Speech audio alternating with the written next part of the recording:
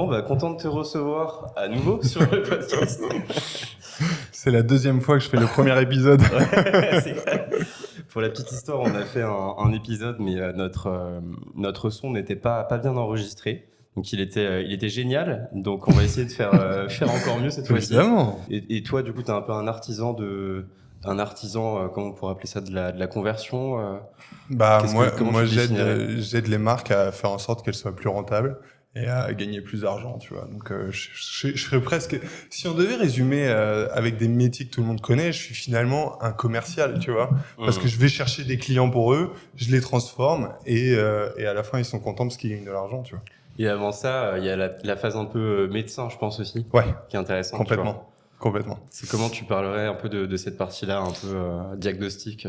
Bah, en fait, donc moi, je suis Sébastien Tortu. J'ai fondé une agence qui s'appelle Boost Conversion, qu'aujourd'hui, on essaye de développer un peu sous forme d'écosystème avec de la connaissance, des outils et du service. Et justement, sur la partie service, qui est donc vraiment une agence CRO qui vient et qui a pour objectif d'aider les e-commerçants. Alors, quand je dis e-commerçants, c'est pas que B2C. Tu vois, ça, c'est les gens qui vendent en ligne. Donc, ça peut être des e-commerçants de produits physiques qu'on connaît, mais aussi de services, de SaaS, etc. Parce qu'on accompagne quand même assez largement. Et notre objectif, c'est 2 points. C'est d'augmenter le taux de conversion, d'augmenter le panier moyen. Tu vois. Et du coup, ça augmente une valeur un peu centrale de notre business, qui est le revenu par utilisateur. Et du coup, donc notre métier, on va faire plein de choses, optimiser le site, faire des landing pages, faire des A/B tests pour aider justement à booster tout ça. Et en fait, ce qui se cache, et dans ce que tu disais sur le côté médecin, c'est toute la partie analyse.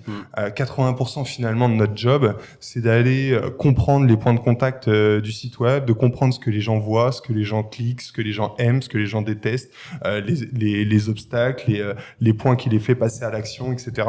pour justement retraduire tout ça. Et en fait, on se rend compte, aujourd'hui, nous, on accompagne... on s'est lancé en janvier 2023 et on a à peu près 80, on a eu 80 clients depuis le début.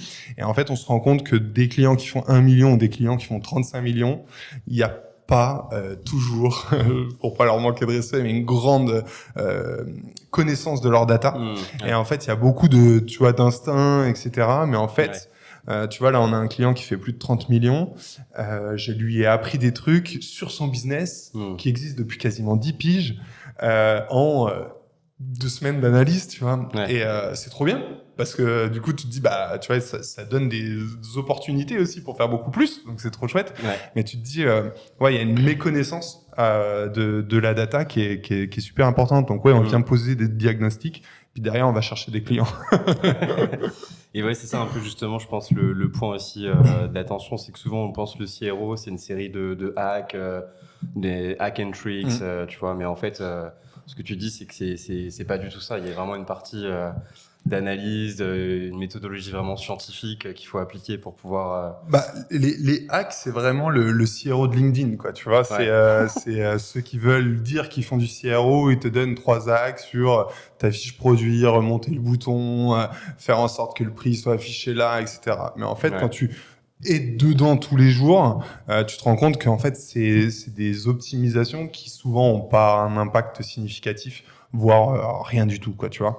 Parce qu'en fait, c'est beaucoup plus profond que ça. Le CRO, c'est de la connaissance client, c'est un travail sur l'offre, c'est un travail sur l'histoire, sur le storytelling, sur l'UX. Mais l'UX, ça vient vraiment, finalement, quasiment en fin de parcours. Si ton offre, elle est pas bonne, si les gens comprennent pas ce que tu vends, si ton prix, il est pas le bon, tu peux avoir l'UX que tu veux, tu vendras pas, quoi. Tu vois, si demain, tu essayes de vendre ça à 150 €, même si je te mets le bouton au bon endroit, tu vas galérer, tu vois. C'est ça qui fait la différence. Et souvent, c'est vrai on a beaucoup de prospects qui viennent et qui s'attendent un peu à, tu sais, un coup de baguette magique. Et quand tu leur dis ça, soit ils prennent conscience et finalement ça les rassure de se dire, en fait, j'étais pas à côté de la plaque à ce point-là et c'est pas 3 trucs qui vont tout changer. Soit ça les fait chier parce qu'ils se disent, mais moi, j'attendais un magicien et en fait, le mec, il est en train de me dire qu'il va construire un truc qui va prendre du temps, tu vois. Mais en fait, c'est ça. Donc, c'est un peu comme le SEO, tu vois, c'est du travail qui est sur le long terme, sur lequel tu viens, tu comprends la data, tu comprends ce qui se passe, tu comprends la concurrence. Et puis, au fur et à mesure, tu viens trouver des idées, trouver des choses qui vont améliorer l'expérience client, quoi. Ouais, trop bien. Et ouais, pour changer un peu de sujet, ouais, t'avais sorti aussi un bouquin il y a quelques temps Ouais. qui était assez. Enfin, j'aimerais bien qu'on en reparle parce Ouais. que c'était assez intéressant. Ça Bah, j'en s'appelle. ai même, je leur sorti deux. Ouais, oui, c'est vrai. J'en ai sorti un en 2019 qui s'appelle DNVB, le renouveau du commerce. Mm. L'idée, c'était justement d'aller à la rencontre à l'époque de ces marques, parce que du coup, il a été écrit en 2018, donc c'était des marques qui existaient depuis peu. Ouais. Aujourd'hui, bon, les DNVB, on en a tous entendu parler, mais à l'époque, c'était assez nouveau. Et en fait, je suis allé à la rencontre de 10 fondateurs. À l'intérieur, il y avait Teddy Bear, Bergamote, Merci Andy, Tipto, le slip français, Feed. Enfin, il y avait vraiment. D'ailleurs, il y en a qu'une qui a fermé depuis, mais sinon toutes sont encore là. Et c'était d'aller comprendre finalement leur business model, ce qu'ils proposaient, etc. Donc il y avait un vrai rapport à l'époque de branding, de proposition de valeur qui était différente. Hein. Vendre sur le web, je me souviens quand je rencontre Teddy Bear à l'époque, toute leur com allait sur direct d'usine, quoi. Tu vois, on vend sur Internet, il y a plus d'intermédiaires, machin. Aujourd'hui, c'est du vocabulaire qui est usé, tu vois. Genre tout le monde l'a dit, tout le monde le. Enfin, ça a plus de valeur pour le client particulière. Mais et d'ailleurs, parce qu'en plus, on se rend compte que c'est difficile de ne vendre que sur Internet, d'avoir zéro intermédiaire. Enfin bref, ça devient compliqué. Donc, mais donc à l'époque, il y avait ça, oui. Et puis en 2021, j'ai sorti. C'est pas la suite, mais il y a une continuité quand même qui s'appelle l'ikigai de marque. C'était une période de ma vie où je me demandais pas mal de ce que j'allais faire. Je me suis intéressé justement au modèle de l'ikigai, qui est une philosophie japonaise, qui a pour but justement un peu de trouver l'équilibre entre ce que tu aimes, ce que tu veux faire, ce pourquoi tu es doué et ce dont le monde a besoin. Et en fait, en faisant tout ce travail, je me suis dit, mais ça ressemble quand même vachement à un objectif de marque, quoi. Rendre ses clients heureux, ses employés, avoir une vision claire, savoir où tu vas, rendre service aux clients. Enfin bref, je me disais, tiens, ça marche bien. Et du coup, j'ai translaté la philosophie au monde des marques. Et donc, j'en ai sorti un deuxième bouquin qui, lui, pour le coup, est très, très, très branding. Parce que du coup, l'objectif, c'était comment émerger sur des marchés saturés avec un budget limité. Donc, ça s'adressait vraiment, tu vois, aux gens qui ont un peu lu le DNVB, qui se disaient, mais comment on fait? Et là, je leur mettais un peu toute une méthode sur comment finalement faire pour créer une marque qui soit distinctive quand t'es pas plein de thunes, quoi, et que t'as pas levé des millions d'euros. Et ça a bien marché. J'ai eu pas mal de retours là-dessus, de gens qui l'ont lu aussi bien comme un livre de marketing pur que comme un livre, alors, je vais pas dire de philo ou de développement personnel, mais tu vois, de réflexion un peu sur comment t'approches ton business. Parce qu'il y avait pas mal de choses. Je me souviens que moi, je suis un vrai partisan que la marque démarre au moment où tu as un vrai ennemi. Et quand je parle d'ennemi, c'est pas quelqu'un, tu vois, mais c'est vraiment un fait de société, des habitudes ou quoi que ce soit que tu as vraiment envie de changer. Et en fait, quand tu ressens ça, quand tu as le feu de ça en toi, en fait, c'est ça ta marque, quoi, tu vois. Et tu le vois avec des mecs qui... Alors après, extrême, pas extrême, peu importe, mais tu vois, un mec comme Feed, qui au début, tu vois, son ennemi, il était clair, le temps perdu, le machin, etc. Bon, bah, t'aimes pas, mais il y a des gens qui se ressentent là-dedans, qui trouvent des valeurs, qui trouvent que la mission leur plaît, les porte. Et à ce moment-là, ils sont prêts, une cause, et ils sont prêts, tu vois, à se défendre, etc., quoi. C'est un peu comme, c'est la période, mais un peu un parti politique, quoi. Tu vois, il y a des gens qui sont prêts à défendre des causes et à se taper les marchés tous les dimanches, à mettre des affiches la nuit. Enfin, tu vois, genre, c'est des gens qui sont déter, quoi. Et ben, en fait, tu peux faire la même chose avec une marque. Mais pour ça, tu vois, il faut avoir vraiment une cause commune, un ennemi commun, et après tout en découle, quoi. Donc c'était un peu ça le thème du bouquin, quoi. Ouais, c'est hyper cool comme approche de, tu vois, ça mêle un peu plusieurs mondes et cette approche de l'EKI qui est hyper intéressante d'un point de vue développement personnel. Donc je trouve ça très cool comme approche. Et la suite de ça, justement, c'est un petit peu, j'imagine, de permettre aussi de trouver sa proposition de valeur. C'est souvent un exercice qui est compliqué. On rigole parce qu'on on travaille là-dessus en ce moment pour le Yoli et on se rend compte en fait en le faisant que c'est vraiment pas évident. Et justement, toi, ce serait quoi un peu des pourquoi conseils? c'est pas évident? Non, dis-moi. Parce qu'en fait, tu demandes à quelqu'un de se décrire, d'être en 4 mots, 5 mots, 6 mots, 10 mots. Et en fait, t'imagines, toi, si je devais te résumer en 5 mots. T'aurais du mal à les trouver, ces 5 mots, et tu mettrais du temps à te dire, ça y est, ça c'est moi. Surtout parce qu'en plus, c'est mouvant. Tu vois, une marque, c'est jamais fixe à un moment, et puis, tu vois, ça bouge, tu vois, il y a des opportunités, il y a des trucs, et donc c'est difficile. Et donc, Ouais. c'est un vrai exercice qui est compliqué. Parce qu'à un moment, il faut se dire, OK, en fait, je suis ça maintenant. Et peut-être que dans 3 mois, 6 mois, 1 an, 2 ans, je serai un peu différent. Et c'est Ouais. pas grave. On va mettre à jour, on va évoluer. Et typiquement, pour une marque, tu vois, qui se lance, toi, ce serait quoi un petit peu ton conseil, tu vois, pour l'aider un peu à trouver sa proposition de valeur? Est-ce que tu as des tips par rapport à ça? Pour moi, comme je le disais, une marque qui se lance, il faut qu'elle ait vraiment un ennemi hyper, tu vois, présent, sur lequel elle va vraiment poser toute sa communication, toute son énergie pour dire voilà, nous on vient, on veut changer ça, on veut changer telle et telle chose. Alors certains disent on veut changer le monde. Non, déjà, avant de changer le monde, viens, essaye de changer une petite partie de quelque chose et tu verras que ça va t'aider, ça va t'avancer dans ton truc. Donc, je pense que c'est vraiment ça, c'est de se dire finalement, qu'est-ce que je veux apporter et puis, avant tout, il y a ton ennemi à toi, il faut qu'il résonne dans la tête de tes clients et derrière, c'est justement ça, c'est de se dire qui sont mes clients vraiment, tu vois, qui seront les clients de mon produit, aussi bien faire bien attention à son positionnement aussi, parce que tu vois, une marque de vêtements, il y a 1000 clients différents, tu vois, selon où est-ce que tu te positionnes, si t'es à Paris, pas à Paris, si t'es cher, pas cher, enfin, tu vois, il y a plein d'éléments. Donc, c'est vraiment de trouver ce positionnement-là qui est important pour que tu puisses derrière trouver les bons clients qui vont avec ça, et puis trouver vraiment quelque chose qui résonne en eux, qui les motive, qui les projette, parce que c'est vraiment ça, en fait. Le client, ce qu'il faut se dire, c'est que son objectif, c'est pas d'acheter ton produit. Son objectif, c'est d'avoir le résultat de ce produit, mais de façon égoïste. Des fois, ça va être, je sais pas, de se sentir mieux dans sa peau, de paraître plus stylé, de paraître plus intelligent, enfin, peu importe. Mais en fait, son objectif n'est jamais quasiment, sauf si tu vends des glaces au chocolat, peut-être, tu vois, ça va être mais à la fin, c'est de kiffer le chocolat, tu vois ce que je veux dire, mais, tu vois, genre, donc c'est vraiment de se dire, quel est son objectif, tu vois, et comment mon produit, finalement, il l'aide à atteindre cet objectif. C'est vraiment ça qui est super important, tu vois. Parce qu'encore une fois, personne ne va acheter ton produit. Tu vois. Personne n'achète un produit pour acheter un produit. Ils achètent un produit pour quelque chose. Tu achètes une Jaguar pour quelque chose. Soit parce que tu es passionné, tu les connais toutes, c'est ton rêve de gosse, soit parce que tu veux impressionner ta femme. Il y a toujours une raison réelle. Et d'ailleurs, c'est souvent ce que je dis, c'est qu'il y a la raison déclarative et puis il y a la raison réelle, tu vois. Le mec, c'est quoi la différence entre les deux? Par exemple, imagine que j'achète le nouveau sac Louis Vuitton. Le déclaratif, c'est quand même un super produit, hyper qualitatif, fabriqué en France. Et puis la vérité, c'est que je veux paraître super stylé, je veux peut-être montrer que je suis devenu riche, je veux peut-être, tu vois. Mais ça, je vais jamais te le dire. Tu vois, je vais pas te dire, parce qu'en fait, je suis pété de thunes, je veux que tout le monde le sache. Personne ne dit ça. Tu vois. Donc c'est ça qui est super important, et c'est de comprendre les deux. Tu vois, c'est de comprendre justement ce que les gens veulent vraiment, ce qu'ils disent et ce qu'ils ne disent pas, tu vois. Et je donne souvent un exemple qui est tout bête, c'est quand tu vas au restaurant, tu vois, tu rentres dans un restaurant, tu dis bonjour, je voudrais une table. Et tu veux pas une table, tu vois. Mais pourtant, c'est ce que tu dis. Sauf que le restaurateur, qu'est-ce qu'il comprend? Il veut dîner, passer un bon moment, peut-être séduire la personne qu'il a en face de lui, lui montrer peut-être qu'il est bien éduqué, son nouveau sac Louis Vuitton.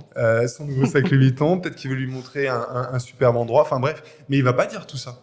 Tu vois, t'as jamais réservé un restaurant en lui disant ce soir, je viens avec une fille que j'ai envie de séduire, je veux lui montrer que je suis super éduqué, que je sais où je l'amène, etc., qu'il y aura une bonne musique et tout ça. Jamais tu dis ça. Tu dis juste, je veux réserver pour deux, tu vois. Sauf qu'il y a tout ça qui est induit. Et c'est ça qui est important. C'est pas de s'arrêter au début. Sinon, tu lui donnes une table. C'est ça, Donc, non, hyper intéressant de voir aussi, justement, comment, une fois que tu as trouvé cette proposition de valeur un peu unique, justement, tu arrives un peu à emmener, tu vois, ton prospect pour lui faire comprendre que tu vas aussi répondre à sa demande implicite, tu vois, et sa motivation réelle. Ce serait quoi, toi, un petit peu tes conseils par rapport à ça, tu vois, pour créer une histoire de marque qui te permet, quand tu la lis en tant que consommateur, prospect potentiel, de justement te dire « Ok, c'est fait pour moi, ça répond à la fois à mon problème déclaratif et aussi mon problème réel, tu vois. Est-ce qu'il y a des angles d'attaque, des méthodes un peu Il y a une vraie connaissance client à avoir, c'est-à-dire que aussi bien sur qui il est, sur ce qu'il fait, sur comment il se comporte, sur ce qu'il dit. Tu vois, par exemple, si tu t'adresses à des jeunes de 14, 16 ans, il va falloir que tu parles leur vocabulaire, que tu aies leur code, que tu aies tout ça, pour que tout de suite ils se reconnaissent, tu vois. Et c'est ça qui est souvent très difficile, parce que les marques, elles ont tendance à céder à des modes, à des tendances, etc., qui finalement ne correspondent pas toujours à leur cible, à leur public. Et du coup, tu vois, ça crée une incohérence. C'est d'ailleurs l'une des erreurs principales des marques, c'est cette incohérence, tu vois, c'est de se dire, j'essaye tellement de coller au code de TikTok qu'à la fin, mais pour qui, tu vois, j'essaye de, tu vois, et en fait, à la fin, elles se perdent un peu. Donc, il y a vraiment ce travail qui est quasi central, qui est la base de tout, de bien comprendre qui ils sont, ce qu'ils veulent, où est-ce que tu veux les emmener, de peut-être aussi être capable de justement améliorer ou augmenter leur désir, c'est-à-dire de se dire finalement je voulais ça, mais je vais pouvoir t'en rajouter parce qu'en fait j'ai pensé à des choses que tu n'as même pas toi pensé. Et donc ça va être vraiment important. Et le vrai secret, c'est d'être capable de le répéter assez longtemps pour que ça rentre dans la tête des gens. Parce que moi, j'en ai vu beaucoup des marques qui, au début, avaient une super plateforme de marque, une super proposition de valeur, et puis qu'elle s'est diluée au fur et à mesure du temps, souvent par fatigue en interne. Parce qu'en fait, ils se disent, mais on l'a déjà dit 100 fois. Ok. Mais en fait, la personne qui est en face de toi, elle l'a pas entendu 100 fois. Okay. Et entre-temps, elle a entendu 100 fois des trucs de quelqu'un d'autre, et donc elle a besoin, tu vois, que... Hey, just do it, quoi. Tu vois, Nike, ça fait combien d'années, quoi. Et pourtant, ils te le répètent encore, quoi, tu vois. Parce qu'en fait, ça marche, parce que ça imprime, etc. Donc, c'est vraiment tu vois, une fois que tu as vraiment trouvé ce problème, cette façon de l'exprimer, ton bon positionnement, ton bon tone of voice, etc., c'est de le garder assez longtemps pour que les gens comprennent qui tu es, comprennent ce que tu fais. Et tu vois, moi, c'est con, mais ça fait 1 an et demi que j'ai lancé Boost Conversion. Je vois aujourd'hui les effets de tout le travail d'il y a 1 an et demi, tu vois, parce que au début tu fais des posts LinkedIn, t'as un mail de temps en temps, un machin, et puis là maintenant tu sens que même quand t'en fais pas, t'as des gens qui viennent parce qu'en fait il y a un tel qui a parlé de toi, parce qu'ils ont ta newsletter, parce qu'ils ont vu ton YouTube, ils ont vu ton Insta, ils ont vu et en fait tu vois. Tu vois, cette boule qu'il faut être capable d'emmener. Au début, c'est lourd. Et après, quand ça roule, ça délivre, quoi, tu vois. Et ça, c'est un vrai kiff. C'est sûr que si tu changes tous les 4 matins ton fusil d'épaule, tu vas pas avoir des effets composés au final à la fin, quoi. Ah, mais complètement. C'est ça qu'il faut aller chercher. C'est comme en finance, c'est comme dans l'optimisation de la conversion, les effets composés. Tu viens améliorer ça de 5%, puis ça de 2%, puis ça de 12%, et en fait, c'est pas juste 5 plus 2 plus 2, c'est que tout s'additionne et à la fin tout prend forme et d'un coup tu arrives à attirer des gens que tu n'aurais jamais attirés il y a quelques temps, quoi, tu vois. Ok, c'est hyper intéressant, cette partie un peu branding. Et donc c'est pas mal parce que je trouve la conversation elle est assez, tu vois, ça va un peu dans l'ordre des choses. Du coup maintenant j'aimerais bien qu'on parle du un peu plus concret. Une fois que tu as fait tout ça, tu vois, qu'est-ce que tu pourrais donner comme conseil sur la partie un petit peu parcours de conversion. Donc là, déjà, si on reprend dans l'ordre, tu as bien défini ta marque, tes valeurs, ton positionnement, ton tone of voice, ta plateforme de marque, j'imagine, un peu tous ces éléments-là. Et du coup, une fois que ça s'est mis en place, que tu as lancé le truc, que ça fait un certain temps que tu as le même truc, du coup, donc que tu l'as bien répété, comment tu vas justement optimiser un peu les différentes étapes du parcours d'achat? Ce serait quoi un peu, toi, ta méthode par rapport à ça? Ça, c'est un travail que j'ai pas mal développé dans ce que j'ai appelé, moi, la méthode de l'océan vert. J'ai évidemment pris ce nom pour faire un peu un jeu de mots avec l'océan rouge et bleu. Pour rappel, l'océan rouge, c'est... Comment ? Océan vert de billets. Ouais, exactement.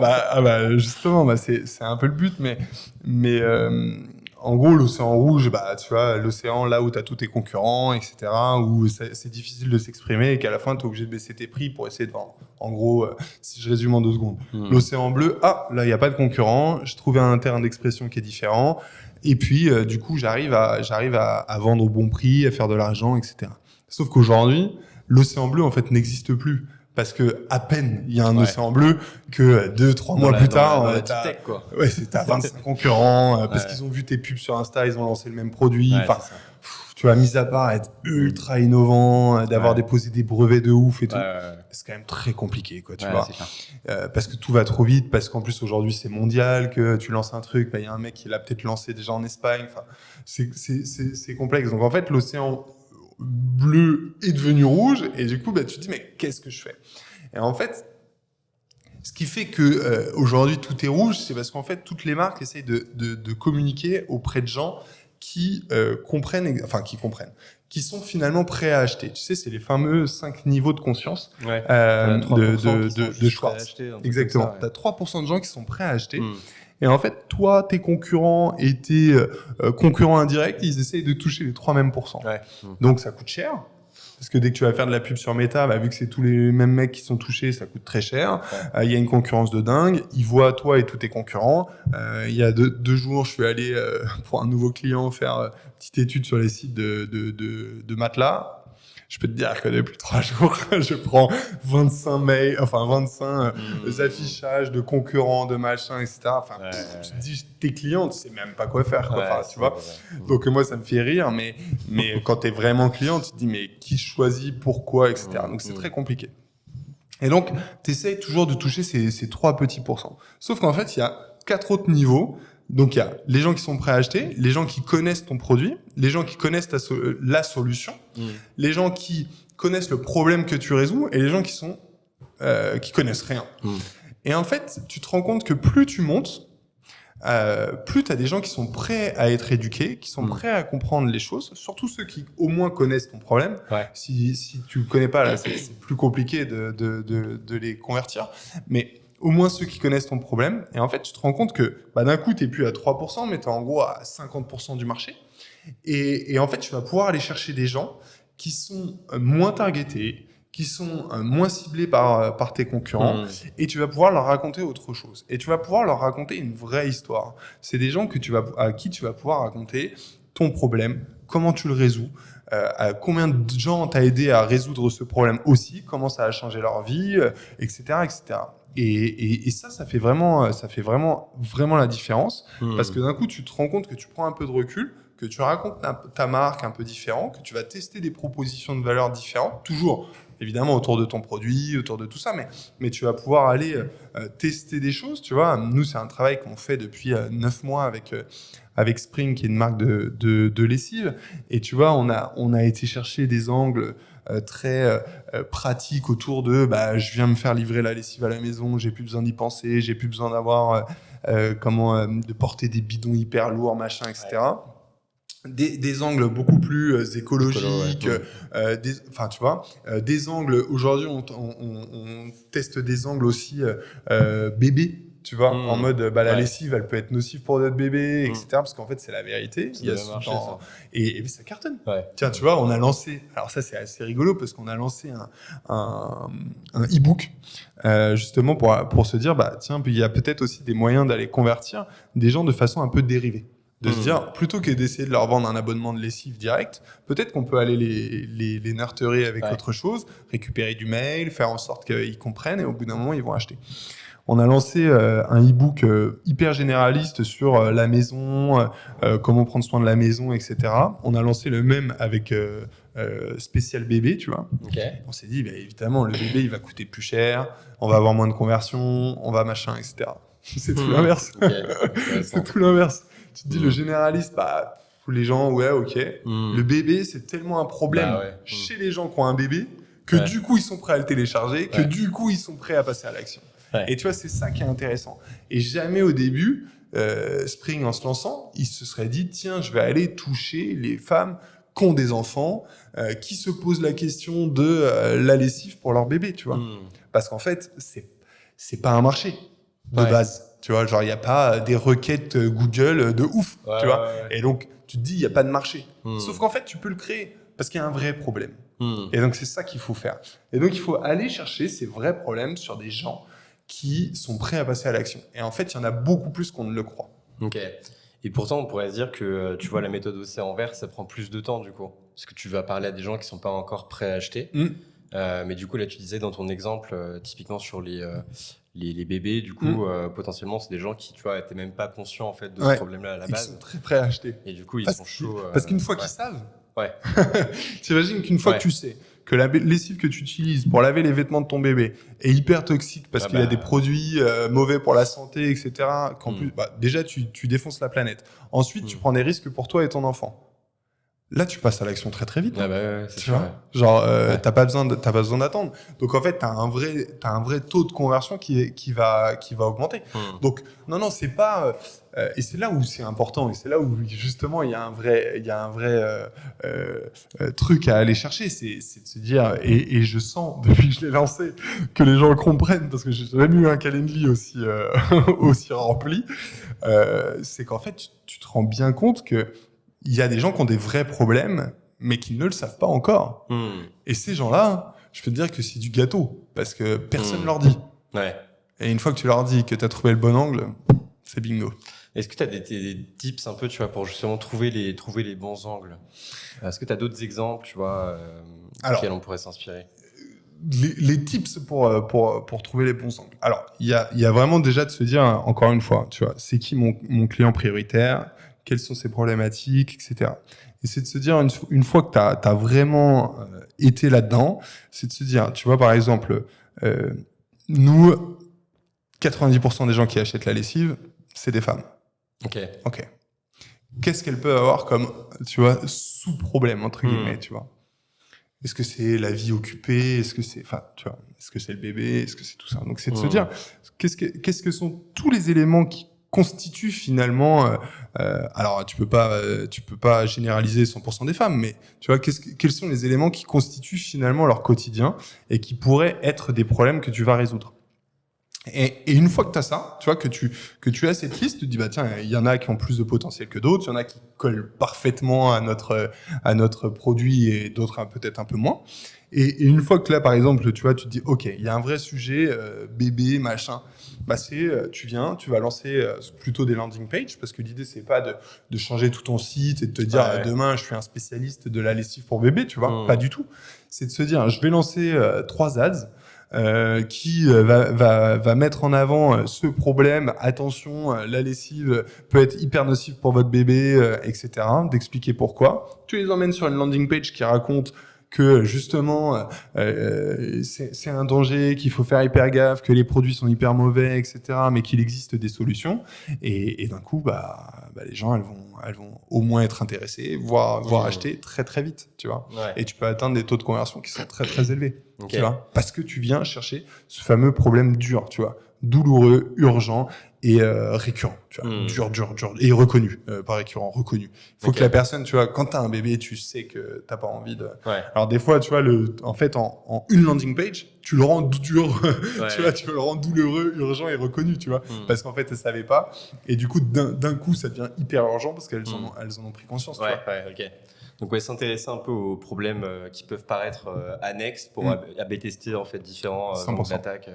Encore une fois, c'est connaître tes clients, et c'est pour ça que les hacks, tu vois, qu'on voit sur LinkedIn, c'est souvent pas une bonne façon de faire, parce qu'en fait, ça, c'est pas en changeant le bouton, en changeant la couleur de ton CTA, en changeant je sais pas quoi, que tu vas aller chercher ça. Donc il y a un vrai besoin de connaître son client, de s'intéresser à lui. Moi, c'est ce que je dis toujours, si tu fais du marketing, c'est parce que tu aimes les gens. Sinon, tu fais pas du marketing. Parce qu'en fait, si t'es pas intéressé par ce qu'ils ressentent, ce qu'ils vivent, ce qu'ils font, en fait, t'arriveras jamais à leur parler, quoi, tu vois. C'est comme un ami, c'est comme un amour, tu vois. Si t'es pas capable, à un moment, de comprendre la personne que t'as en face de toi, de t'adapter, d'adapter ton discours, ta position, de comprendre que là, peut-être qu'elle a passé une mauvaise journée et que du coup, il va falloir que tu te taises parce qu'elle a pas besoin de parler maintenant. Ça semble vécu. mais que si tu lui prépares un bon dîner, ça va peut-être bien se passer. Mais c'est exactement la même chose, en fait. Quand t'as une marque, c'est pareil. Il faut être capable de parler à ces gens-là, de s'intéresser à eux, d'être amoureux et surtout d'avoir envie de résoudre leurs problèmes. Et une fois que tu résous le problème de quelqu'un, souviens-toi de quelqu'un qui t'a appris par exemple à lire. Souvent, tu t'en souviens de qui t'a appris à lire. Quelqu'un qui vient résoudre un problème qui est important chez toi, qui t'a donné un tips, tu vois, même de vie du quotidien et qui t'a vraiment changé quelque chose, tu t'en souviens. Ouais, c'est clair. Et c'est branding.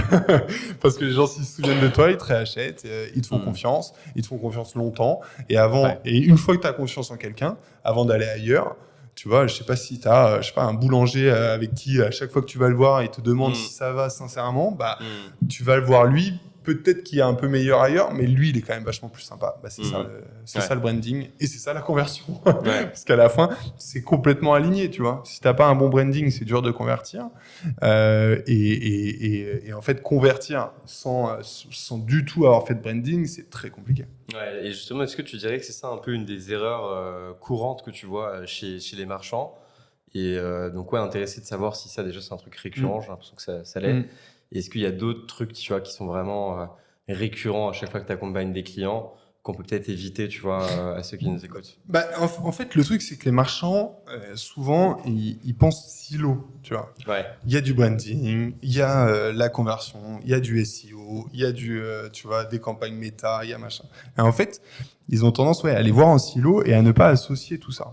Et en fait, quand on leur fait la réflexion, souvent, ça leur paraît être une montagne, parce qu'encore une fois, ils veulent du très rapide, des résultats, tu vois, qui font leur preuve demain matin. Moi, j'ai un client là récemment, il a cut la mission au bout de 2 jours de test.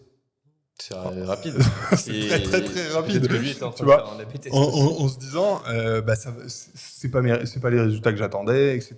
Mais en fait, tu peux pas réussir comme ça du jour au lendemain, par hasard, quoi. Tu vois, avec Spring, on a mis 1 mois à avoir des résultats qui étaient pas bons.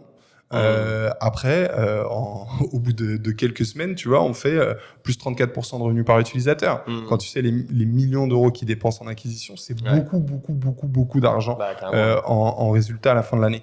Donc, tu vois, ça prend du temps parce que justement, cette connaissance, parce que tu connais pas quelqu'un en 2 jours, tu as besoin d'apprendre la marque, de comprendre, etc. Donc, c'est vraiment d'arrêter les silos et vraiment de voir aussi sur du moyen terme. Tu vois, la conversion, ça se voit sur du moyen terme.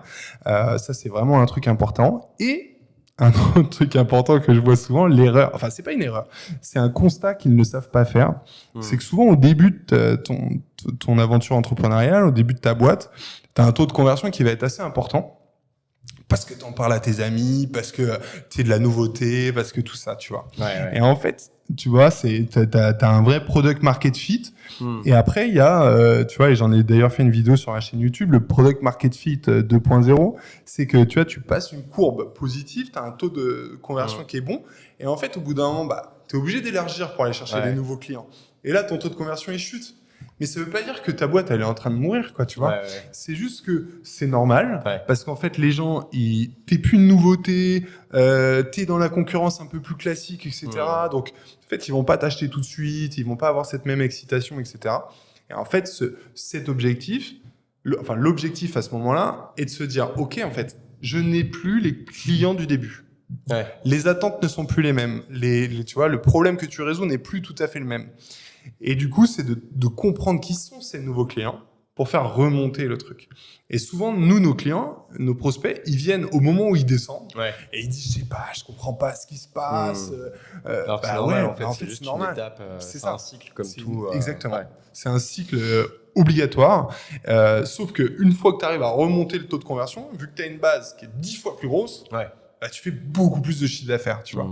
Mais il faut être capable, tu vois, d'accepter ce petit trou qui peut durer des fois quelques mois pour certaines marques, le temps de comprendre, le temps d'analyser tout ça. Et ça, c'est super clé. Donc, c'est pas facile parce que quand tu es une marque, tu as envie que tout soit positif, tu vois, que ton taux de conversion et ton chiffre d'affaires il fasse ça. Mais en fait, la vérité, ça marche pas. Tu vois, c'est un peu comme tout, quoi. Ouais, c'est sûr. Donc, il faut être assez résilient et puis aussi comprendre que c'est une question de cycle et mettre les bons trucs en place pour tester et encore tester jusqu'à ce que ça remonte, quoi, tout simplement. Ouais, et puis c'est vrai que quand tu parles de résilience, moi, c'est vraiment un point sur lequel j'insiste beaucoup, mais qui est pas facile à faire entendre à quelqu'un qui est en face, qui a une trésorerie, qui a des salaires à payer, etc.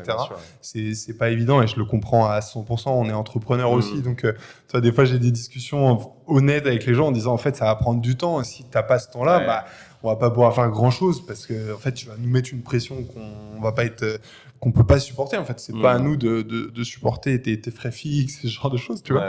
Mais ce qui est important, c'est qu'aujourd'hui, on est souvent biberonné au business qui ont explosé en 3 mois, qu'on fait 500 000 euros parce qu'ils sont passés sur qui va être mon associé, qu'on fait machin, etc. Mais en fait, c'est une infime minorité, tu vois, des business, c'est quelques cas par an tu vois. Sauf que 99% des marques, ça se passe pas comme ça, tu vois. Ouais. Et du coup, il faut avoir conscience, on a tous envie d'être super spécial, d'être au-dessus de la mêlée, de tout ça. Mais en fait, souvent, on ne l'est pas, quoi, tu vois. Et à la fin, tu vois, c'est un peu comme des joueurs de foot, tu sais, qui ont fait ça toute leur vie et qui, quoi qu'il se passe, ils seront remplaçants. Sauf que si tu prends le remplaçant du PSG, tu vois, il fait partie du 0,0001%, tu vois. Sauf que peut-être qu'il se trouve loser. Et en fait, souvent, les marques, elles sont un peu comme ça. Elles se prennent des exemples qui sont pas les bons. Et puis, il y a beaucoup de mensonges aussi. Et c'est un des sujets qu'on avait évoqué lors du premier podcast. C'est que pour moi, dans l'écosystème français est pas assez solidaire. Il y a beaucoup trop de mensonges. Tu vois, encore là, j'écoutais un podcast, je vais pas le citer, mais j'écoutais un podcast où quelqu'un disait à quel point une marque sur Pinterest cartonnait parce qu'ils vendaient du Pinterest, tu vois.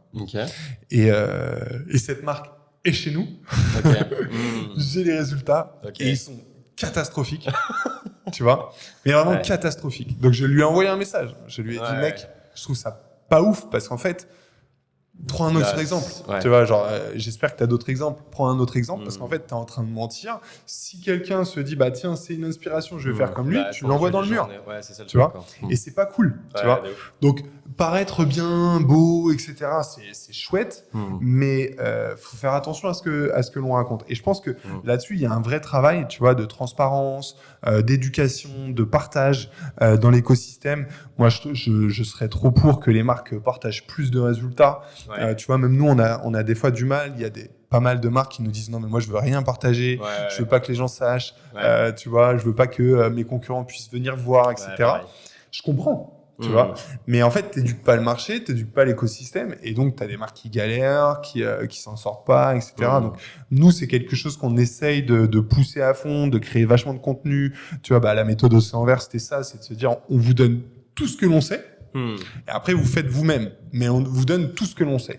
Et donc, vous pouvez progresser comme ça, et on accompagne. Tu vois, aujourd'hui, on l'a lancé il y a un mois. Je regardais, là, avant de venir, on a eu 134 clients. Bon, tu vois, c'est 134 marques qui n'auraient jamais pu avoir mes conseils, enfin nos conseils, parce que peut-être pas les moyens, peut-être pas envie, peut-être pas tout ça. Sauf que là, ils les ont, tu vois. Et il est donc combien, appelle-moi le document? Il est à 300 €. 300 €, ouais. ok. Mais c'est pas juste un document. C'est-à-dire qu'il y a 10 heures de vidéo. On a 10 heures de vidéo. On a les templates déjà faits dans Figma de landing page. Les templates déjà faits dans Unbounce. On a un outil IA qu'on a développé. C'est vraiment un truc hyper complet. Et d'ailleurs, on va augmenter le prix. Tu vois, parce qu'en fait, on va rajouter des trucs et on va vraiment augmenter le prix. Et moi, je l'ai mis clairement sur le site. 300 €, ça me paraît, c'est pas très cher, tu vois. Non, tout ça, non, mais l'idée, moi, mon objectif, je l'ai pas dit, mais vraiment la mission de Boost Conversion, c'est d'aider nos clients, l'e-commerce français, à générer au moins 100 millions d'euros de chiffre d'affaires qu'ils n'auraient pas eu sans nous. Tu vois, un jour, j'espère qu'on dira qu'on visera le milliard, hein, tu vois. Mais là, on n'est pas loin des 20 millions en 1 an et demi. Ça accélère tous les mois beaucoup plus parce qu'on a plus de clients, on a les plus gros clients, donc ça a des impacts beaucoup plus forts. Tu vois, là, on a signé 900 Care, etc. Ça va beaucoup plus vite. C'est sûr. Donc, c'est un peu l'objectif. Et du coup, c'est de se dire, tu vois, toutes ces marques, elles vont pouvoir bénéficier de tous ces conseils. Clairement, 300 €, tu vois, c'est même pas une journée de freelance. Et autant te dire qu'à l'intérieur, il y a 100 fois plus de valeur que ça. Mais parce qu'en fait, mon objectif n'est pas de devenir riche avec ça. L'objectif, c'est d'aider, c'est de remplir ma mission. C'est d'aider les gens. Je le fais pas gratos parce que ça m'a coûté 15 000 balles, tu vois, à faire entre les tournages de vidéos, les machins. Enfin, tu vois, ça coûte de l'argent. Ça prend un temps de ouf, ça coûte de l'argent. Donc, c'était hors de question que je le donne. Mais, tu vois, c'est 300 € aujourd'hui. Et l'objectif, c'est qu'à la fin de l'année, ça soit 1000. Mais parce qu'en fait, on va venir compléter avec plein de trucs, etc. Et qu'une fois que tu as tout ça, tu sais comment convertir. Tu as tous les outils pour, tu vois. Et on va développer des outils, tu vois. On a développé pas mal de prompts, etc. Là, on est en train de travailler sur un outil IA, justement pour aller encore plus vite, permettre aux gens d'aller encore, de faire les choses encore plus facilement. C'est notre mission de marque, quoi, tu vois. Notre mission de marque, elle est vraiment d'aider l'écosystème français, d'être le plus transparent possible. À l'intérieur, on partage tout. Donc les résultats de Spring, de 900 Care, de machin, tu les as à l'intérieur. Si tu l'as pas, tu les as pas. Mais parce que du coup, ça s'adresse, tu vois, à un micro, tu vois, c'est 130 personnes, tu vois. Ouais. Si je mets ça sur YouTube et que je fais 3000 vues, bah, Spring, ils vont pas être contents. Ouais. Pour 130, ils sont prêts à l'accepter parce qu'en même temps, c'est hyper utile pour tout le monde. Ouais, c'est clair. Et justement, tu vois, intéressant de rentrer un peu plus dans le détail de toutes ces métriques-là, tu vois, pour comprendre un peu ton métier aussi et que les marques puissent se faire une idée un peu des benchmarks finalement. Je me souviens, la dernière fois, on avait eu la discussion un peu taux de conversion versus revenus par utilisateur. Est-ce que tu peux déjà nous expliquer un peu toutes les KPIs que tu vas suivre et puis justement ce fameux revenu par utilisateur qui va être un peu la North Star, hein, si j'ai bien compris. Ouais, exactement. En fait, souvent, d'ailleurs, quand on dit une agence CRO, c'est une agence d'optimisation du taux de conversion. Donc, on a l'impression que c'est que ça. Sauf que c'est vraiment et le taux de conversion et le panier moyen. Et ça te donne le revenu par utilisateur. Donc, c'est à chaque fois qu'un client vient sur ton site web, combien il te rapporte, tu vois. À chaque fois qu'un visiteur vient sur ton site web, parce que c'est même pas ton client encore. Ouais. Et combien il te rapporte. Et nous, tu vois, on le voit, il y a des marques qui ont un revenu par utilisateur qui va être à 1 euro. Donc, à chaque fois que quelqu'un vient, il gagne 1 euro.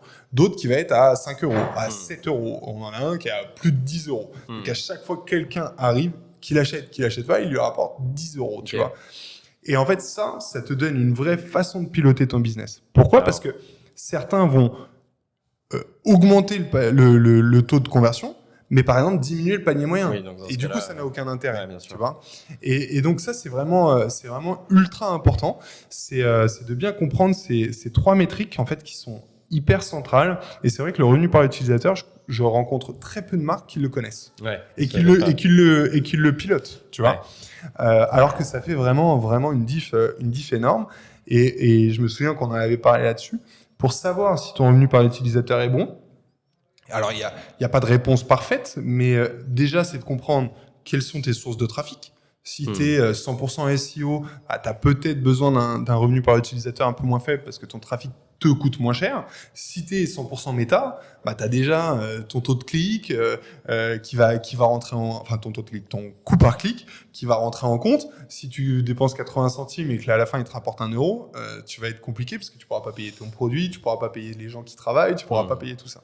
Donc, quand tu as un mix marketing à peu près bon, tu vois, avec un peu de SEO, un peu de méta, un peu de newsletter, un peu tout ça, si tu as un revenu par utilisateur qui est en dessous des 1,50 €, c'est un peu chaud. Il va falloir travailler parce que ça veut dire que, tu vois, un coût par clic aujourd'hui, on est à 50, 60 centimes. Tu as ton produit, il faut le payer. Tu as tes gens, il faut les payer. Donc, en dessous d'1,50 €, tu vois vite que c'est compliqué. Quand tu es entre, tu vois, 1,50 € et 3 €, tu commences à être sur une bonne vibes, tu vois, parce que tu vas pouvoir avoir justement la capacité d'acquérir du client, la capacité de faire du retargeting, de faire pas mal de choses, pas mal d'actions, capacité de prendre Loyoli pour les fidéliser, pour faire en sorte qu'ils deviennent ambassadeurs. Enfin, tu vois, t'as la capacité d'investir un peu plus, tu vois. Quand t'es au-dessus des 3 €, alors là, ça commence à être très, très bon. Ça commence à être très, très bon. Surtout quand t'es à l'échelle. Si c'est au tout début et que t'as 100 visites, bon. Mais tu vois, quand tu passes à l'échelle, nous, on a un client, tu vois, il fait plus de 30 millions, il a un revenu par utilisateur à 7 €. C'est très, très fort, quoi, tu vois. C'est très, très fort parce que ça veut dire qu'il convertit très bien, qu'il a un gros panier moyen. Alors après, évidemment, ça dépend de tes marges, ça dépend de plein de trucs, tu vois. Mais déjà, tu sais que son business est ultra sain. Et ça, c'est important, quoi, tu vois. Tu vois, ça te donne un peu comme ta température de corps, quoi, tu vois. Tu sais où est-ce que tu dois te situer. Bon, bah là, tu sais que le business est en très bonne santé. Donc ça, c'est vraiment les métriques de base que nous, on regarde. Après, on va regarder, en gros, 4 métriques, mais tu sais, pour faire un diagnostic rapide. On va regarder combien de gens voient des produits sur le nombre de gens qui viennent sur ton site. Ça paraît tout con, mais alors, encore une fois, hein, c'est B2C, B2B, donc ça peut être soit le fiche produit, soit une page produit, tu vois, d'un site B2B. Mais souvent, les gens, ils se disent, les gens qui viennent sur mon site, ils voient des produits. Tu vois, genre, ça paraît logique. Sauf qu'en fait, la moyenne, elle est à 48%. Donc, ça veut dire qu'il y a, en gros, 50% des gens qui viennent sur ton site qui voient pas de produits. Ça, c'est chelou. Comment ça se passe ? Un blog important. Mais un blog sur des articles, tu vois, qui rapportent pas de business. Bon, les gens, ils viennent, ils voient l'article, ils se barrent. Ils ont pas vu de produit. Des gens qui s'arrêtent à la home. Des gens qui s'arrêtent sur les fiches catégories. En fait, quand tu regardes toutes tes pages, que tu enlèves toutes les fiches produits, que tu regardes un peu les taux de rebond sur les pages, tu comprends vite que finalement, 48%, c'est pas déconnant. Et donc ça, c'est la moyenne. Nous, des fois, on a des clients qui viennent, qui nous disent, j'ai tout essayé, j'ai optimisé mes fiches produits, etc. Tu regardes le site comme ça, sans la data, tu te dis, c'est vrai. Genre, le site est pas mal. Qu'est-ce qu'on va bien pouvoir faire? Et en fait, tu te rends compte qu'ils ont... Là, j'ai eu le cas la semaine dernière, ils avaient 24% de gens qui voyaient des produits. T'imagines, ça fait 75% de gens qui ne voient pas. Donc toi, tu as la sensation, parce que tu calcules ton taux de conversion sur 100% des sessions. Sauf que je lui dis, regardez, si vous calculez sur 24% des sessions, vous avez un super taux de conversion. Vous avez un ajout au panier qui est top. Vous avez... Mais en fait, le problème, c'est votre trafic. Et là, on peut pas faire grand-chose, c'est pas notre métier. Donc, faut aller voir une agence SEO pour que les gens n'arrivent plus sur le blog, mais arrivent sur vos pages catégories ou quoi que ce soit, tu vois. Donc, encore une fois, c'est pour ça qu'on est des bons médecins. Mais et parce que souvent, franchement, moi c'est un truc que je fais très très très souvent. Je dis aux gens, c'est pas nous en fait. Faut aller voir quelqu'un d'autre, tu vois. J'ai passé du temps, certes. Fine.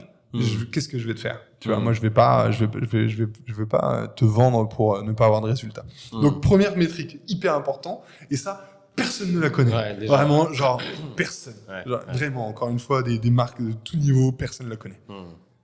Et après, il y a des marques qui ont des taux de produits vus qui sont à 70%.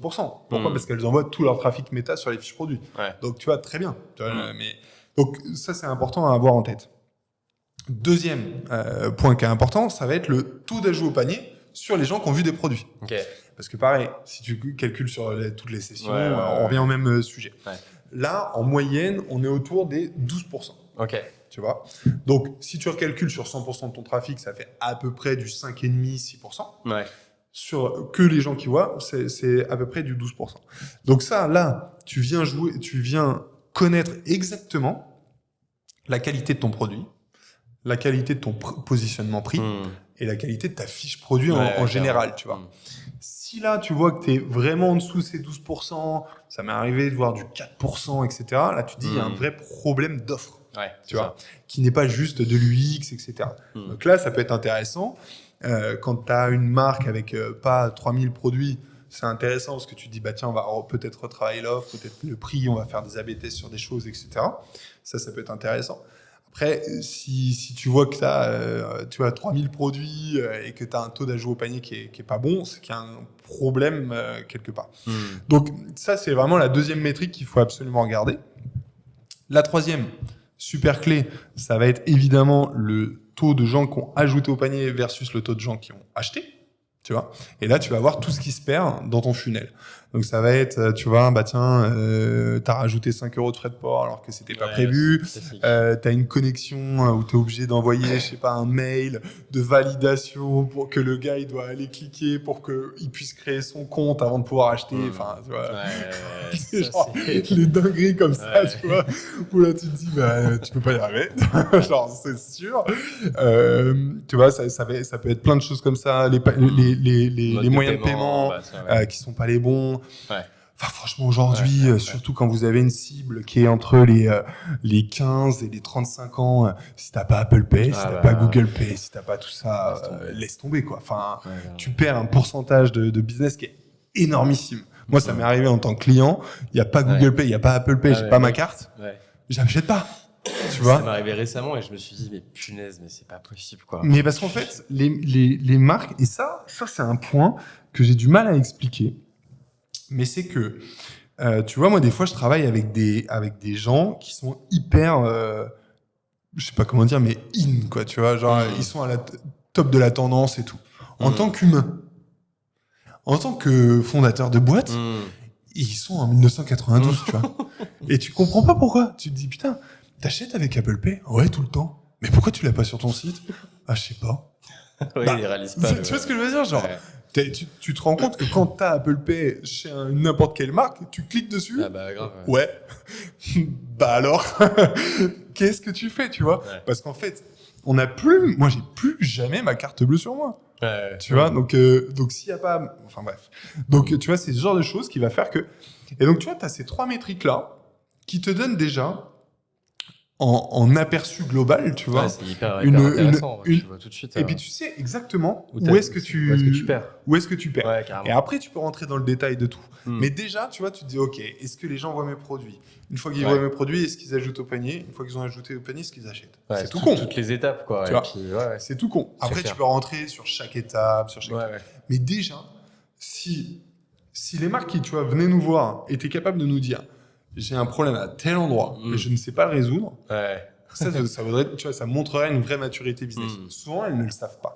Et encore une fois, et j'ai eu la discussion avec un prospect il y a 2 jours. Je suis pas en train de dire vous êtes nuls. Parce qu'en fait, on a tous 1000 projets. Voilà, on a tous 1000 projets. On n'a pas le temps d'y... Tu vois, là, j'avais un prospect qui presque s'auto-flagellait en se disant mais je comprends pas, comment je l'ai pas vu plus tôt et tout. Viens, maintenant qu'on l'a vu, on travaille dessus, tu vois. Mais voilà, c'est vraiment des métriques sur lesquelles il faut passer du temps. Et puis après, l'une des métriques qui est vraiment clé, qui est... alors là, vous allez sur GA4, sur Google Analytics 4, vous allez dans événements landing page ou page d'atterrissage, et vous regardez les pages sur lesquelles tu fais le plus de business, enfin les pages d'atterrissage, donc la première page de visite des gens qui génèrent le plus de chiffre d'affaires. Tu vois. Et là, ça c'est vraiment hyper central parce que est-ce que c'est tes pages catégories? Est-ce que c'est certaines de tes pages catégories? Est-ce que c'est ta homepage? Est-ce que c'est tes fiches produits? Si c'est votre homepage, c'est mauvais signe. Parce que ça veut dire quoi? Ça veut dire qu'il y a des informations sur cette homepage que les gens ne retrouvent pas, que les gens qui n'arrivent pas sur cette homepage ne retrouvent pas ailleurs et qui du coup ne permet pas de convertir. Donc c'est bon signe pour votre homepage, ça veut dire qu'elle est bonne, ou en tout cas meilleure que le reste. Mais ça veut aussi dire, parce que ça c'est une erreur très souvent, enfin que je remarque très régulièrement, c'est que les gens jouent à la chasse au trésor sur leur site web. C'est-à-dire qu'ils vont te mettre un peu d'infos sur la home, un peu d'infos sur les pages produits, un peu d'infos sur les pages catégories, et puis ils vont mettre une page de story de marque, et puis pensant que comme si tu allais acheter un appartement, tu regardais tout, bah là les gens allaient passer sur tout le site web. Non, personne ne fait ça. Ils vont sur la page sur laquelle tu l'envoies. S'il n'y a pas les informations clés, ils se barrent. Et c'est pour ça que les landing pages, elles cartonnent souvent. Parce qu'en fait, on a tendance à tartiner un peu sur un peu tout, tu vois, pour que les gens, en fait, ils partent, ils aient une vue globale de ce que tu leur proposes, de qui tu es, de tes avantages, de tes services, de tout ce que tu fais. Et ça marche bien. Donc ça, c'est vraiment un point très clé. Donc ces pages d'atterrissage sur GA4, vous regardez, et là, vous allez voir souvent, si vos pages catégories, sont celles qui rapportent le plus de business, c'est que votre site est plutôt bon. Parce que ça veut dire que les gens arrivent sur ces pages-là, comprennent ce que vous faites, n'ont pas besoin d'aller naviguer partout, comprennent ce que vous faites, se redirigent vers le bon produit et ils passent à l'achat. Donc ça, c'est plutôt un bon signe. Et toi, est-ce que justement dans tes recours, tu aurais tendance à dire de pas trop diluer, tu vois, les messages, à mettre plein de pages, à en faire des tonnes sur ta marque et tout, et faut rien diluer. Short and sweet, quoi. Tu mets tout sur. Faut rien diluer. Si t'as un truc hyper important sur ta marque que les gens doivent savoir, ça doit être sur toutes les pages. Tu vois, parce que ton client il va pas voir tous tes produits. Tu vois, si t'as 10 produits, les gens n'ont pas le temps en fait. C'est ça qu'il faut. Ce qu'il faut se dire, et ça c'est un point aussi clé, c'est que les gens ils vont pas regarder 50 pages de ton site. Et quand par exemple ils arrivent sur une page catégorie, ce qu'on remarque, c'est qu'ils vont, s'ils sont vraiment intéressés, ils vont regarder 2-3 produits. Tu vois. Si parmi ces 2-3 produits, ils n'ont pas trouvé celui qu'ils cherchent, ils se cassent. Peut-être que tu as le produit qu'ils cherchent, mais ils l'ont pas trouvé. Pour eux, c'est que tu n'as pas le produit qu'ils cherchent, ils se cassent. Ils vont pas chercher beaucoup plus loin. Sauf si tu es vraiment à sauce, où les gens ils scrollent, etc. Tu vois. Mais ils scrollent, ils vont pas spécialement regarder les fiches produits, tu vois. Ils checkent les photos, machin, mais ils rentrent pas toujours sur les fiches produits. Donc, si tu te dis, tiens, mon client qui voit ma fiche produit, il a des informations, enfin, il lui manque des informations pour prendre sa décision, alors il n'achètera pas. C'est clair et net, tu vois. Encore une fois, essaye d'acheter un appartement. Si le mec il arrive et qu'il te dit pas le prix du mètre carré, s'il y a eu des problèmes dans la copropriété, etc., tu vas pas l'acheter la personne. Tu vas pas l'acheter tout de suite en tout cas. Ouais. Tu vois. Et du coup, tu vas repayer pour le faire revenir. Enfin bref. Donc ça, c'est vraiment hyper important, c'est de se dire tiens, très bon exercice. Ce fameux tableau sur GA4 de landing page, vous prenez les 10 premières, vous vous dites, ok, est-ce que si je suis que sur cette page, je peux acheter? J'ai toutes les infos suffisantes pour me convaincre, m'emmener et acheter quoi. Si c'est pas le cas, il y a du travail. Ouais, ok, trop bien. Et justement, niveau landing page, donc toi, je sais que tu es un fervent promoteur des A/B tests. Ouais. Est-ce que tu as justement un peu quelques méthodes, tu vois, sur les A/B tests, un peu comment les faire? Alors, il y a deux sujets. Ouais. Il y a les A/B tests purs de site web. Tu vois, qui vont être plutôt, qui peuvent être très très larges, hein, des A/B tests de structure, des A/B tests d'options, etc. Donc là, c'est vraiment sur le trafic site web, tu vois. Donc là, on en fait beaucoup. Tu vois, par exemple avec Sport Découverte, on a une roadmap d'A/B test que sur le post ajout au panier. Que sur le funnel, parce qu'on perd trop de gens à cet endroit-là. Il faut qu'on aille chercher de l'uplift. Et donc là, on vient tester des structures, des arguments, enfin plein de choses, pour faire en sorte de booster le taux de conversion. Donc ça, c'est vraiment, tu vois, A/B test site web. Et après, sur la partie landing page, on va créer des landing pages justement, alors principalement pour les ads. Tu vois, dès que tu commences à dépenser, en fait, tu vois, souvent les gens ils me disent comment je sais que je dois avoir des landing pages. C'est simple. Par rapport à la discussion qu'on a eue tout à l'heure sur les niveaux de conscience, c'est qu'au début, quand tu as un tout petit budget de 3 000 euros par mois, tu vas toucher que les gens qui sont au courant, prêts à acheter, etc. Donc, logiquement, si tes fiches produits sont bien faites, ça va marcher. Ouais. Tu vois, il n'y a pas de sujet là-dessus. Par contre, dès que tu commences à dépenser des plus gros budgets, tu vois, des 10K par mois, des 20K par mois, etc., tu sais que tu vas élargir un peu. Et là, il va falloir aller créer des landing pages avec des propositions de valeur un peu différentes, un peu spécifiques.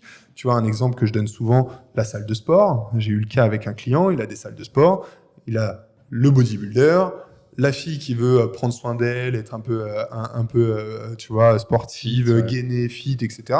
Et il a la grand-mère ou le grand-père qui vient le matin pour faire un peu d'exercice. S'il a une seule fiche produit, il est incapable de parler à tout le monde de façon cohérente, tu vois. Soit il va diluer, soit du coup personne va se reconnaître, etc. Tu sais, le fameux, si tu essaies de parler à tout le monde, tu parles à personne. C'est un peu ça. Et ta landing page, elle va te permettre, à l'inverse, de cibler le bodybuilder. Tu vas lui parler, tu vas lui dire que tu as des poids qui vont jusqu'à 50 kilos. La fille qui vient, ou la grand-mère, tu vas lui dire qu'il y a des poids qui commencent à 1 kilo, tu vois. Mais c'est pas la même chose. Et donc, ça, la landing page, elle va te permettre de faire ça. Et une fois que tu as fait tes landing pages pour justement, par exemple, la grand-mère, là, tu vas pouvoir venir A/B tester. Est-ce que la grand-mère, elle veut plutôt justement venir toute seule une petite heure? Est-ce qu'elle veut venir avec un coach? Est-ce qu'elle veut avoir, je sais pas, un accompagnement? Tu vois ce que je veux dire? Est-ce qu'elle veut comprendre? Est-ce qu'elle veut pas comprendre? Enfin bref, il y a plein de choses que tu vas pouvoir aller A/B tester. Et là, pour faire ça, moi, je conseille souvent de prendre des outils spéciaux pour les landing pages, parce que c'est assez facile à faire. Tu vois, il y a des outils comme Unbounce, comme d'autres, hein, mais nous, c'est un outil qu'on utilise beaucoup, et tu vas pouvoir en fait venir créer des variants de tes pages en venant modifier je sais pas, la photo, mettant les avis à tel endroit, en mettant une proposition de valeur un petit peu différente, etc. Et ça fait la grosse diff. Et tu vois, nous aujourd'hui avec les landing pages, comme je te disais, Spring plus 34% de conversion. On a fait un Atae, on a fait une landing page sur le matcha. On a fait un A/B test entre sa fiche produit matcha et une landing page comment le matcha peut remplacer le café. On fait plus de 72% de conversion. C'est gigantesque. C'est huge. Tu vois, c'est gigantesque. Et ça, tu pourras jamais le faire sur une fiche produit. Par contre, tu peux aller après modifier un peu ta fiche produit en te disant, tiens, le learning que j'ai eu là sur le café, qui est quand même très intéressant, qui a l'air de toucher quand même des gens, je vais le mettre sur ma fiche produit parce que ça peut devenir un vrai argument. tu vois. Mais tu l'as testé d'abord en landing page. Donc, tu as un parcours d'achat vraiment personnalisé, potentiellement avec une fiche produit qui est différente en fonction de la landing par laquelle tu passes ou Alors ça, non, c'est possible ou... c'est possible, mais ça Ok. devient une machine de guerre, Ouais, c'est tu vois. machine à Et guerre. ça, il faut être, tu vois, un énorme site truc, avec ouais. beaucoup de... Moi, l'idée, tu vois, et c'est ce que je dis toujours à mes clients, quand on est dans l'optimisation, on n'est pas dans le fait de rajouter des coûts derrière trop importants pour, tu vois, gérer le site web. Si tu commences à avoir 25 fiches produits, même en termes de logistique et tout, c'est compliqué. Ouais. Tu vois, de tout reconnaître, enfin, c'est un enfer sur Terre. Donc non, c'est pour ça que les landing pages sont hyper intéressantes, c'est qu'elles vont te permettre finalement de créer comme des fiches produits à l'infini, tu vois, parce que tu vas pouvoir tester plein de choses, etc. Et avec les meilleurs learning, tu vas pouvoir améliorer tes fiches produits classiques. Parce que ce qu'il faut pas oublier, c'est qu'il y a plein de gens qui vont arriver sur ton site parce qu'ils vont avoir tapé ton nom de marque, parce que un copain va leur envoyer un lien, parce qu'ils t'auront vu sur les réseaux. Enfin, il y a plein de raisons et qui vont tomber sur ta fiche produit classique. Et donc, il faut que ta fiche produit classique, elle fasse le job quand même. La grand-mère, elle peut taper Basic Fit sur Google et arriver sur la fiche de Basic Fit, tu vois. Elle n'est pas tombée tout le temps sur la landing page. Donc, c'est pour ça que, tu vois, c'est important de bien avoir les deux, de bien travailler les deux. Quand, en gros, quand tu fais pas 100 000 euros par mois, focus-toi à 100% sur tes fiches produits. Quand tu fais plus, bah là, tu peux commencer à aller faire des landing pages, à faire tout ça. Faut pas aller trop vite. Ouais, c'est ça, bloc par bloc, et puis pas non plus complexifier trop la vie au Moi, départ. ce que je dis souvent aux marques, quand tu fais entre 0 et 100 000 euros ça, c'est par mois, je pense, à avoir en tête. Tu fais entre 0 et 100 000 euros, concentre-toi sur ton site, sur ton offre, sur ton prix, sur tout ça. Quand tu fais entre 100 000 et 1 million d'euros, concentre-toi sur tes landing pages. Parce qu'en fait, pour scaler là, tu vois, c'est un gros gap quand même, tu vois, entre 100 000 et tu es obligé d'aller chercher des nouvelles cohortes de clients. Et quand tu fais plus d'1 million d'euros de chiffre d'affaires par mois, là, tu peux commencer à faire des vrais roadmaps d'A/B test sur ton site web parce que tu auras du trafic, parce que tu auras des learnings, parce que tu auras tout ça. Mais en fait, n'essaye pas de faire des gros roadmaps d'A/B test alors que tu fais 40 000 euros par mois. Tu vois. Parce qu'en fait, tu perds ton temps. Alors que tu fasses un test pour te dire, tiens, est-ce que mon prix, on l'avait fait ça avec un client, on avait A/B testé le prix d'un de ses produits où en gros, il le vendait... si je dis pas de bêtises, un truc comme 139 euros, on l'avait testé à 149, à 159 et à 129. Et en fait, on s'est rendu compte qu'à 149 euros, il convertissait toujours autant. Donc tu gagnes 10 euros par produit sans perdre en conversion ni rien. Donc ça, c'est quand même très intéressant. Et tu vois, ça peut être intéressant au début. Mais déjà, il faut un peu de trafic, il faut tout ça, tu vois. Donc, c'est toujours, lui, il avait quand même un peu de trafic, donc c'était quand même intéressant. Mais il faisait pas non plus des milliards. Donc, c'est 3 étapes déjà, tu vois. Si tu te concentres, encore une fois, de 0 à 100 000 euros, concentre-toi sur tes clients, concentre-toi sur ton offre, sur la façon de présenter ton offre, sur les arguments, sur tout ça. Si en fait, tu n'arrives pas à passer à 100 000, tu passeras pas à 1 million. Donc, tu vois ce que je veux dire, c'est vraiment les étapes. Et une fois que tu as passé tes 100 000, tes landing pages, tu vas mettre plus de budget sur ton acquisition. Donc là, il va falloir que tu fasses des landing pages. Une fois que, tu vois, step by step. Ouais, c'est ça, carrément. Pas se brûler les ailes et puis... Et de faire tout, et à la fin, rien faire. C'est clair.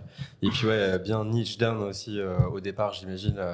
Pas vouloir parler à tout le monde tout de suite. D'abord se concentrer sur ce que tu comprends le mieux, que tu connais le mieux.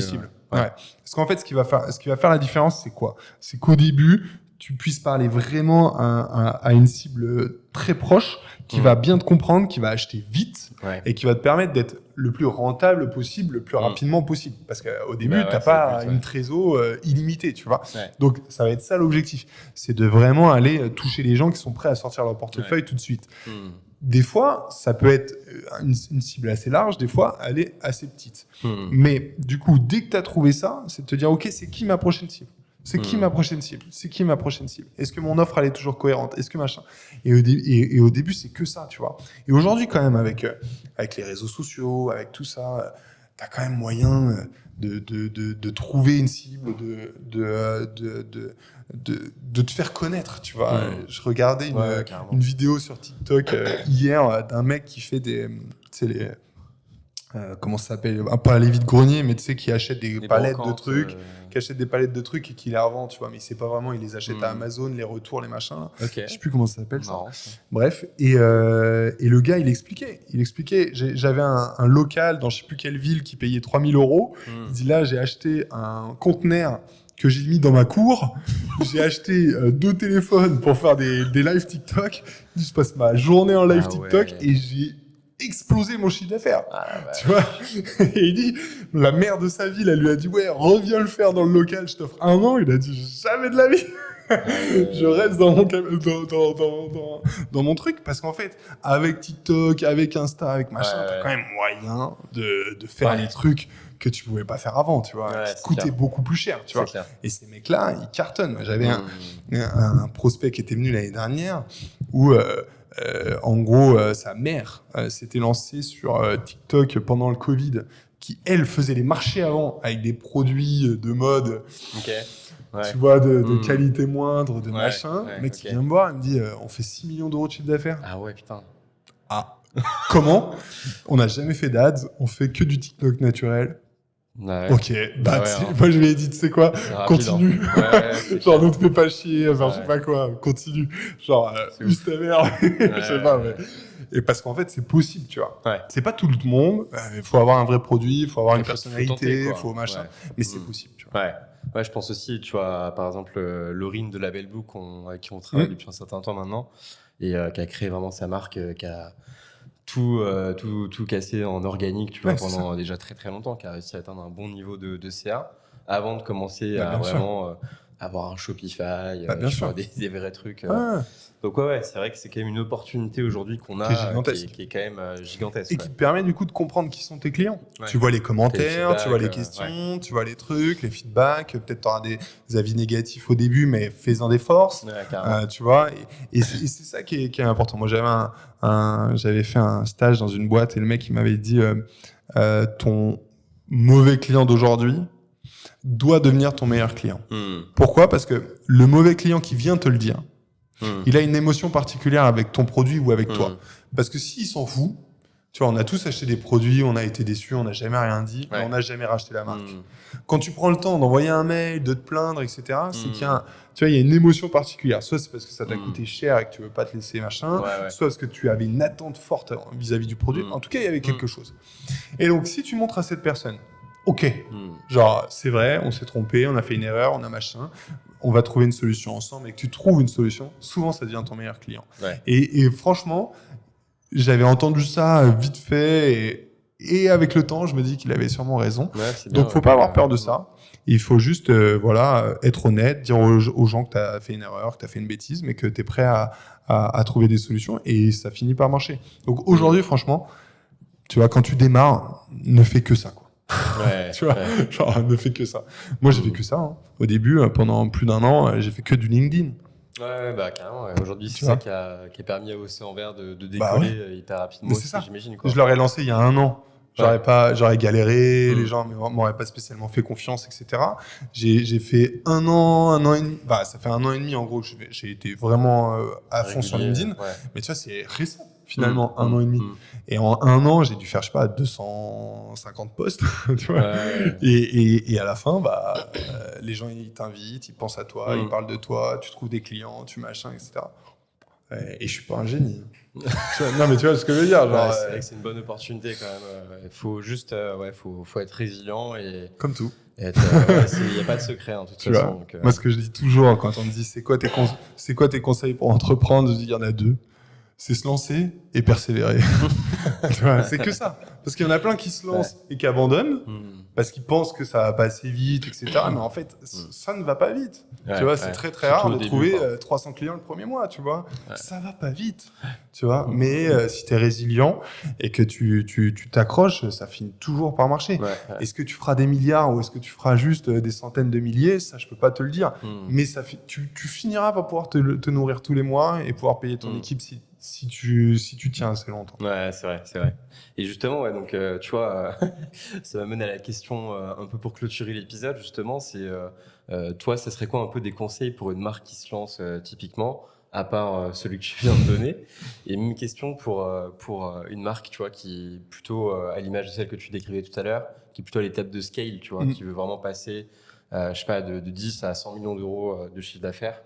J'imagine que c'est deux approches Ça n'a rien à voir. totalement différentes. Ouais. Ça n'a rien à voir. Déjà, ils n'ont pas les mêmes équipes, ils n'ont pas les mêmes ressources, ils n'ont pas les mêmes budgets. Donc, tu peux pas comparer. Franchement, pour pas trop me répéter, mais pour les petites, c'est vraiment focus-toi sur l'offre, tu vois. Genre, il y a que ça qui compte, il y a que ça qui va faire que tu vas pouvoir à un moment trouver ton public, faire en sorte que les gens ils apprécient ton produit, que ce soit un plaisir d'acheter ton produit, etc. C'est vraiment le seul conseil que je peux donner. Le conseil que je peux donner à celui qui veut passer de 10 millions à 100 millions, c'est de m'appeler. Parce que ça m'intéresse. Je pense qu'on va avoir des trucs à faire et à tester. parce que Ton 06, ouais, c'est ça. Mais j'ai fait une vidéo là-dessus, mais j'avais fait, je crois, passer de 500 000 à 10 millions, mais de 10 millions à 100 millions, il y a pas mal de choses à faire. En fait, souvent, le 10 millions à 100 millions, souvent, il y a un vrai élargissement de gamme. C'est quand même très très rare de garder la même gamme de 10 à 100 millions, tu vois. Il y a souvent un vrai travail sur le produit, sur la gamme, etc. Mais après, il y a tous ces canaux d'acquisition à mettre en place. Tu vois, moi, je fais pas l'acquisition en tant que telle, mais toute la conversion de cette acquisition. Et là, il y a beaucoup de choses à faire, quoi, tu vois. Genre, nous, aujourd'hui, on s'éclate avec, tu vois. De rétention, exactement. C'est la clé aussi d'être capable de... Parce qu'en fait, quand tu arrives à bien convertir quelqu'un, c'est beaucoup plus facile de le garder longtemps, tu vois, et de lui mettre, tu vois, parce que si tu arrives à bien le convertir, c'est que tu as la bonne personne. Et donc, si demain, tu lui dis, tu mets un loyoli, tu lui demandes justement, tu vois, de partager sur les réseaux, de créer du contenu, de faire un UGC, etc., ce sera beaucoup plus enclin. Moi, il y a des marques pour qui, si on me demandait de faire des UGC, je les ferais peut-être. Et il y en a plein d'autres pour qui je les ferais pas. Parce que j'ai acheté un peu parce que j'étais obligé, peut-être pour faire plaisir à quelqu'un, ou j'en sais rien, quoi, tu vois. Mais tu vois, il y a un niveau d'engagement vis-à-vis de certains achats et pas d'autres. Et donc, plus tu vas bien convertir, plus ça veut dire que les gens ils sont vraiment intéressés pour ton produit, plus ce sera facile de les garder longtemps. Donc c'est pour ça que c'est vraiment la clé. C'est pas d'utiliser des hacks un peu pourris, de cacher des trucs, non, ça ne marche pas sur le long terme, tu vois. Les dropshippers ils font ça, tu vois. Mais quand tu veux monter, mais c'est pourquoi pas, tu vois. Eux, sauf qu'ils savent que leur business il va tenir 6 mois, 1 an, et que dans 1 an, ils relancent autre chose. C'est une autre mentalité, tu vois. Si tu veux vraiment construire. Dans le long terme. C'est pas dans le long terme, mais c'est complètement assumé. Et pourquoi pas, tu vois. Genre, chacun sa philosophie de marque. Tu vois, moi, j'ai pas de jugement moral là-dessus. Si par contre, tu veux construire une marque sur le long terme qui soit pérenne, avec un vrai branding, etc., ne fais pas ça. Tu vois, fais en sorte de convertir parce que les gens ont envie d'acheter ton produit. Et ça change tout. Tu vois. Je trouve que c'est une belle phrase de fin. Avec plaisir. C'était cool. Écoute, on a balayé beaucoup de sujets et je suis vraiment content. Je pense que tu vois, l'épisode était peut-être encore mieux que la dernière fois. J'espère. Mais non, c'est cool. Tu vois, ça donne pas mal, je pense, d'insight en vrai aux marchands qui nous écoutent, quelle que soit leur taille, pour comprendre un peu les benchmarks, quoi analyser dans leur parcours d'achat, les trucs sur lesquels se focus aussi en fonction de leur stade de développement. Donc hyper content. Merci avec encore plaisir d'être venu. Merci beaucoup. Et puis à la prochaine pour un et puis n'hésitez épisode. pas à m'écrire sur LinkedIn. J'essaye de répondre à tout le monde. C'est pas toujours aussi rapide que les gens le souhaitent. J'ai reçu des fois des gens qui disent je t'ai écrit il y a 3 jours. Désolé, je sais pas que ça va faire, mais en tout cas j'essaye de répondre à tout le monde. Et puis si vous voulez aller voir la méthode au sang vert, avec plaisir. Et suivez-le sur LinkedIn, sur Sébastien Tortue, effectivement. Et sur YouTube aussi. Et sur J'essaye. Et sur Spotify aussi. J'ai pas de podcast encore, mais sur YouTube j'essaye et tout. J'ai besoin de force. Ça grossit petit à petit. Allez-y. Mais pareil, résilience. On y croit. C'est du temps très long pour le coup. Mais non, carrément, tu partages plein de contenus hyper utiles. Donc franchement, allez carrément jeter un œil à tout ce qu'il fait sur LinkedIn et YouTube. Merci beaucoup. Et puis à la prochaine pour un troisième épisode. Avec grand plaisir. À très vite. Ciao. Ciao. Salut.